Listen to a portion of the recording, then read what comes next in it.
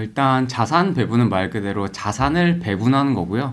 크게 5가지 종류의 자산이 있거든요. 뭐 주식, 채권, 리츠, 원자재, 유동성이 있는데 하나하나 좀 설명을 하면은 주식 같은 경우에도 뭐 미국이나 유럽이나 일본과 같은 선진국이 있고 한국이나 중국이나 인도, 브라질, 뭐 아르헨티나와 같은 신흥국이 있는데 여기에 포함된 주식을 선별을 하는 거고요. 그 안에서도 뭐 섹터별로 뭐 반도체 산업군, 뭐 미디어 엔터 산업군 혹은 뭐 플랫폼 산업군으로 쪼개는 거고요. 채권 같은 경우에도 선진국에서 발행한 채권도 있고 신흥국에서 발행한 채권도 있는데 이걸 골고루 투자하는 거고, 리츠 같은 경우에도 물류센터를 가지고 있는 리츠도 있고 5G 임대 타워를 가지고 있는 리츠도 있는 거고, 아니면은 뭐 데이터 센터를 갖고 있는 리츠도 있고 창고를 가지고 있는 리츠도 있거든요. 원자재 같은 경우에는 다들 아시는 금, 은, 뭐 구리, 석유, 옥수수와 같은 것들이 있고, 유동성은 대표적으로 현금이 있고 아니면 RP나 아니면 초단기 채권이 있는데, 자산 배분은 지금까지 제가 말씀드린 자산의 비중을 결정해서 꾸준히 나아가는 게 자산 배분이고요. 이러한 비중을 유지하면서 투자하는 사람들을 보통은 자산을 배분해서 투자하는 사람, 자산 배분 투자자라고 보통 해요. 일단 왜 하냐? 이거 귀찮은데 왜 하냐? 뭐 이런 말씀 많이들 하시는데, 일단 첫 번째는 우리 워렌 버핏 스승님께서 말씀하신 잃지 않는 투자를 하기 위한 목적이 가장 커요. 대표적으로 1,000만 원을 기준으로 했을 때 개별 주식 A라는 종목에 들어갔을 때 마이너스 50% 손실을 보면 500만 원이잖아요. 근데 이걸 원금을 복구하려고 하면은 플러스 100% 수익률을 내야 돼요. 근데 이게 플러스 100%가 말이 쉽지 사실 정말 쉽지 않거든요. 그와 반면에 그냥 자산을 배분을 해놓고 변동성을 최소화시키면서 연평균 10%에서 한 20% 정도 복리로 꾸준히 갖고 가자라는 게 첫 번째 이유고요. 두 번째 같은 경우에는 심리적인 비용을 최소화하기 위한 목적이 가장 커요. 왜냐하면은 주식과 채권의 비중을 뭐 5대5로 가져가게 되면은 주식이 빠지더라도 채권이 조금 올라서 조금 방어를 해주고, 원화와 외화 자산을 균등해서 5대5, 6대4로 가져가게 되면은 원화가 빠지더라도 환율이 상승해서 외화 자산이 는다던가, 한국 주식이 빠져도 미국 주식이 상승해서 커버가 되는 측면이 있기 때문에. 근데 이렇게만 들으면 사실 자산 배분 투자가 너무나 좋은데 왜 안 하냐 라고도 할 수가 있는데, 사실 이게 말이 쉽지 자금 규모가 적어도 한 5천만 원에서 한 1억 정도는 있어야 되고요. 그리고 이 모든 자산, 뭐 주식, 채권, 원자재, 리츠, 유동성, 이 모든 자산을 펼쳐놓고 일일이 투자하고 다 추적하기가 사실 굉장히 어려워요. 그리고 주식의 비중이 주식 자산의 가치가 올라가면 이걸 일정 정도 매도를 하고 채권이나 유동성 쪽으로 옮기고, 채권의 가격이 조금 오르면은 조금 팔고 주식 쪽으로 옮기는 이 리밸런싱 작업을 해야 되는데, 이것도 사실 상당히 번거롭거든요. 그래서 사실 생각보다 쉽지 않아요. 그래서 제가 오늘 가져온 ETF는 이러한 자산 배분을 1년에 0.15% 수수료를 받고 대신해주는 AOA, AOR, AOM, AOK ETF를 소개를 해드리는 거고요.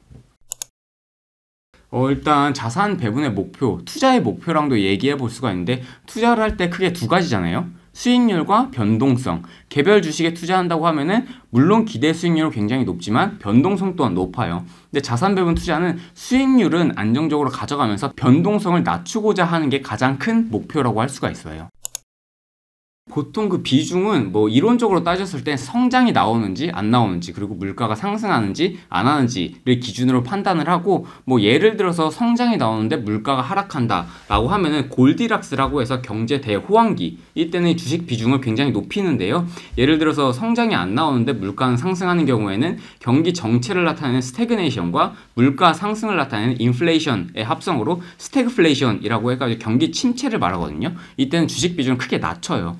근데 이게 사실 이러한 이론적인 국면이 있는데, 증권사별로, 개인별로, 기관별로, 그리고 퀀트 펀드별로 다 다르기 때문에 이게 어떤 황금 법칙 같은 건 없지만 그래도 일정 정도의 모델은 있다, 이 정도로만 딱 이해해 주시면 될 것 같아요. 지금은 물가도 상승하고 경제도 상승하는 시기여가지고 주식을 좀 편입하는 게 좋다고 생각을 해요. 완전한 대호황기는 아니지만 물가가 상승하고 경제도 동일하게 성장하는 국면에 있다고 판단이 돼가지고.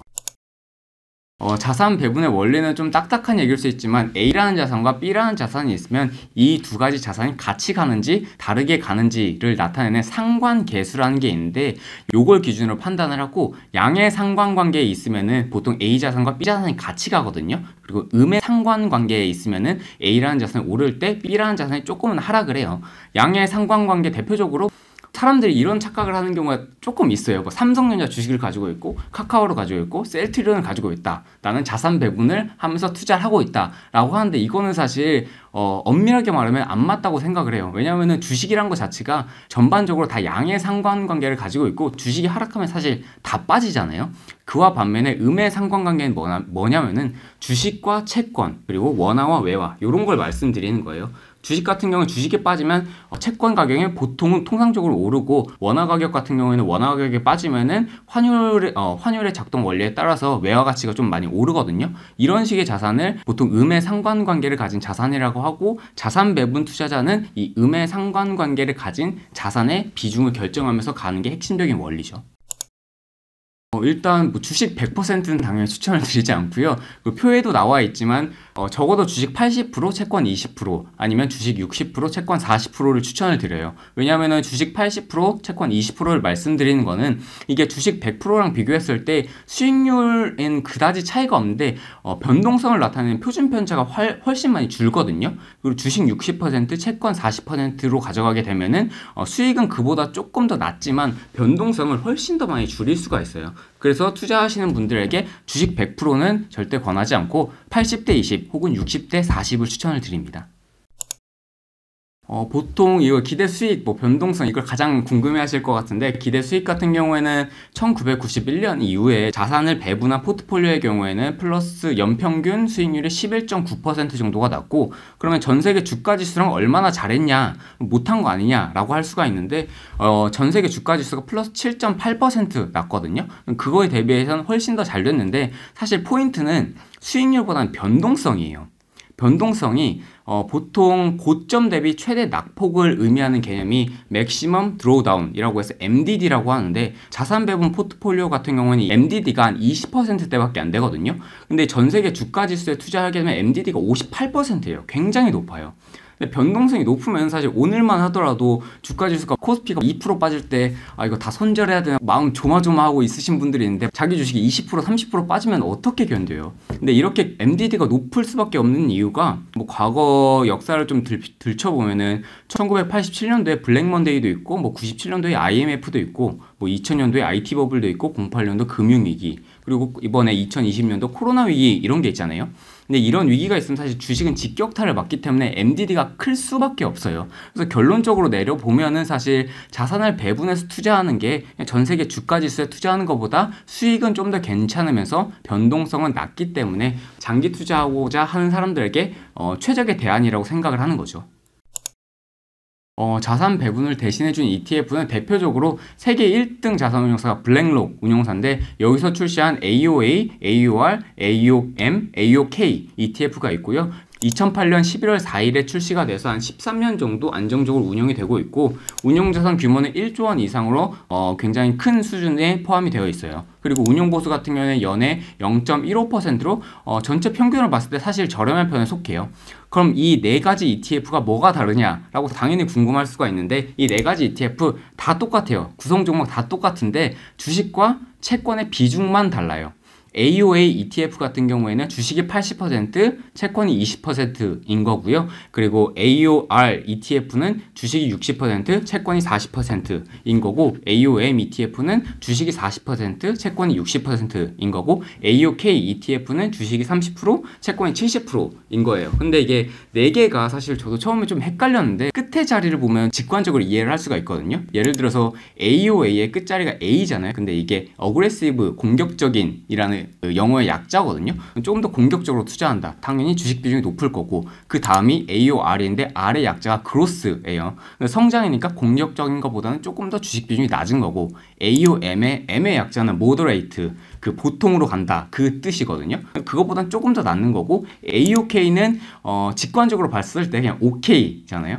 이거는 채권 비중 훨씬 더 높고 그 4개 중에서 가장 안정적인 ETF다라고 받아들일 수가 있는 거고요. 그러면은 어떤 분들은 이렇게 궁금하실 수도 있을 것 같아요. 그럼 ETF 안에 있는 종목이 뭐가 있냐라고 했을 때 이 자산 배분 ETF는요. ETF 안에 ETF가 있어요. 총 9개의 자산이 있는데 주식형이 5개, 채권형이 4개가 있거든요. 주식형 같은 경우에는 5개가 있는데 첫 번째가 미국 S&P 500을 따라가는 IVV ETF가 있고요. 그리고 미국을 제외한 선진국에 투자하는 IDEV ETF가 있어요. 그리고 신흥국에 투자하는 IEMG ETF가 있고 또 미국 S&P 중에서 중형주에 투자하는 IJH ETF가 있고 마지막으로는 미국 S&P 중에 소형주에 투자하는 IJR ETF가 있어요. 채권형 4개를 말씀드리면 일단 첫 번째는 현금이고 두 번째는 달러인데 이건 비중이 너무 미미해가지고 세 번째부터 말씀드리면은 미국 달러로 발행된 모든 채권에 투자하는 ETF IUSB ETF가 있고 미국을 제외한 모든 채권에 투자하는 IAGG ETF가 있어요. 이 9개의 ETF의 비중을 조절하면서 투자한다라고 생각을 하면 돼요. 그럼 당연히 수익률 어떠냐라고 했는데 당연히 주식 비중이 높은 AOA ETF의 수익률이 훨씬 더 높은데 표에서 보면 알겠지만 변동성이 굉장히 커요. 그래서 이거는 본인이 딱 생각을 해보시면 좋을 것 같아요. 내가 이 변동성을 감당할 수 있겠느냐, 내 계좌에 찍힌 게 마이너스 20%인데 이거를 견딜 수 있겠느냐, 갑자기 급전은 필요하지 않겠느냐, 이건 본인의 상황에 맞춰서 생각을 해보시고 나는 그래도 뭐 5년 10년 그냥 묻어놓고 그냥 안 봐도 상관없다라고 하시는 분들은 그냥 AOA ETF 하시는 게 좋고 나는 이게 손실을 할 때 뭐 잠도 못 자고 너무 힘들다라고 하시는 분들은 AOK ETF 하시는 게 좋고 그 중간 어느 즈음에서 하고 싶다라고 하시는 분들은 뭐 AOR이나 AOM ETF를 추천을 드려요. 그리고 배당 같은 경우에는 AOA ETF 기준으로 연평균 한 2%대 분기별로 주고요. 나머지 ETF들도 거의 다 2%대로 배당을 주니까 이 부분도 참고를 하시면 좋아요. 결론적으로는 지금과 같은 장세에서 주식을 고르는 건 사실 굉장히 어렵다고 생각을 하거든요. 이런 측면에서 자산 배분에 빛을 발할 수 있는 기회다라고 저는 개인적으로 생각을 해요. 그래서 이거는 뭐 비중의 문제, 주식을 얼마나 갖고 갈지, 채권을 얼마나 갖고 갈지의 문제지 꼭 한번 고려를 해보셨으면 좋겠고 본인이 만약에 나는 정말 투자에 뛰어나다, 난 투자에 관심이 많고 직접 해보면서 조금 더 내 실력치를 높이고 싶다라고 하시는 분들은 제가 설명드린 내용을 바탕으로 본인이 직접 포트폴리오를 꾸려가지고 해보시는 게 가장 좋고요. 왜냐면은 본인 실력이 그만큼 올라가니까. 근데 그거 말고 자신의 본업이 있고 나는 그래도 자산 배분 투자는 해보고 싶은데 조금은 위탁을 해보고 싶다라고 하시는 분은 제가 말씀드린 ETF 1년에 0.15% 수수료 내면서 요거를 투자를 해보시는 것도 괜찮은 방법이다 라고 생각을 해요. 오늘 영상이 유익했으면 좋아요와 댓글 남겨주시고요. 다음 영상에서 봐요. 안녕.